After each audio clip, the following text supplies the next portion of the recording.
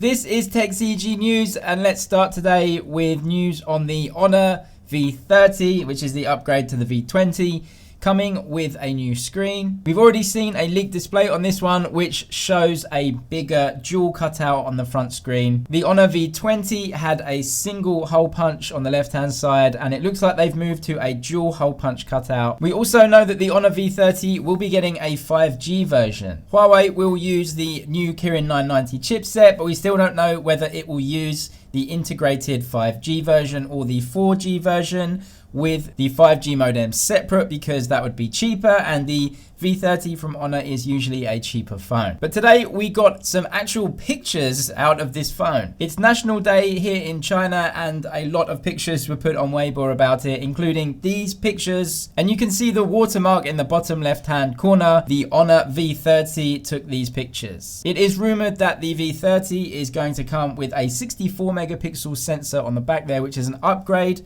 over the 48 megapixel sensor that the V20 came with. Other than that, details are quite sparse, but usually Huawei put a very good processor and a very modern design, but usually cut back a little bit on the camera hardware overall on that series. We are getting closer to the Google Pixel launch. That will be coming on the 15th of October. That's the launch date. But today we found out that the actual sales date of the phones may be a few days after the 15th. Google have confirmed, and OnePlus told us a couple of days ago anyway, that the first phones to be coming with Android 10 out of the box are in fact the OnePlus 7T series phones. They'll be going on sale on around about the 15th of October. And so the Google Pixel phones therefore must be going on sale a little bit after that date. Google have been ramping up the marketing though. They have released the Switch to Pixel videos on their YouTube, showing off some of the good features of owning a Pixel. For example, having completely unlimited picture storage on Google Drive, which to be honest is a really good thing. There have also been Google Pixel real retail renders that have come out today. They really confirm everything we know about the phone. We don't really need renders.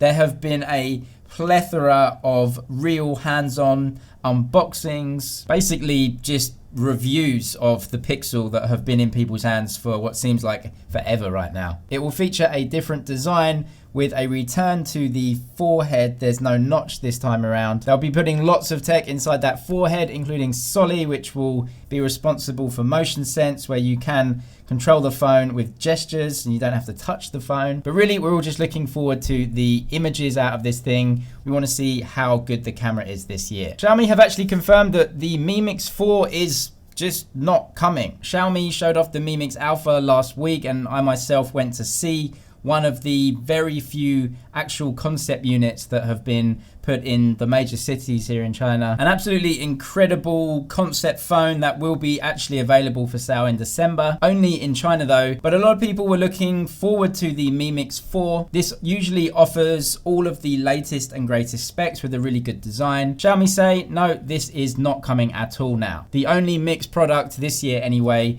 will be the Mi Mix Alpha. And lastly, we finished today with iPhone news. So recently we've had a load of product renders come out. These were released by Ben Geskin, who got some information on at least 2020 iPhone concepts. This isn't 100% what the iPhone is going to be for sure, but they are at least concepts that may or may not be running through the offices at Apple. And of course, in the future, we expect Apple to give us a completely bezel-less display smartphone. Under-screen camera tech is coming, but it's not ready yet. And we don't know if it's possible to put all the 3D Face ID components into that tiny top bezel. Although it is possible to put a speaker up there, because that's already done in quite a lot of phones, including the OnePlus 7 Pro. And according to recent reports out of India, the iPhone is doing incredibly well in that market. India has been a really tough market for the iPhone in recent years, because there is just so much competition in that market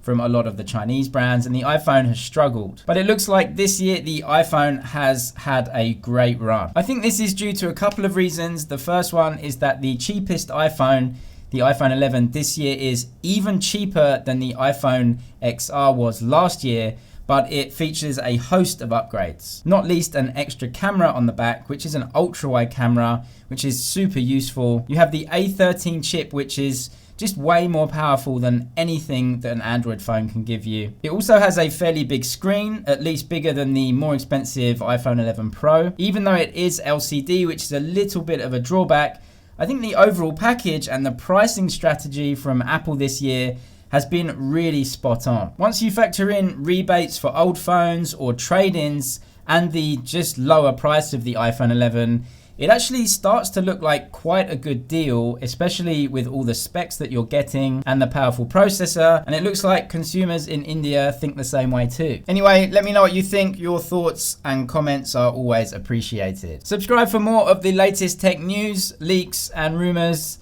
That's it for now, but I'll see you in the next one.